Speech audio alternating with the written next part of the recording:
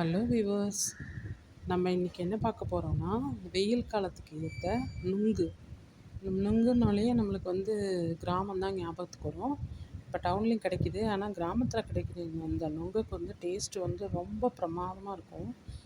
அந்த நொங்கை அப்படியே சீவிட்டு தருவாங்க. அதில் 3 கண்ணில் இருக்கும் ஜெல்லி மாதிரி. அதை அப்படியே கட்டை விரலில் விட்டு அப்படியே நம்ம உறிஞ்சி உறிஞ்சி சாப்பிட்டோன்னா அவ்வளோ டேஸ்ட்டாக இருக்கும்.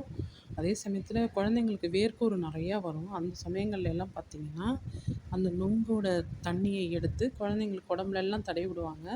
அந்த வேர்க்கூறெல்லாம் அந்த குழந்தைங்களுக்கு சரியாயிடும். அதே மாதிரி குளிர்ச்சி தரக்கூடியது.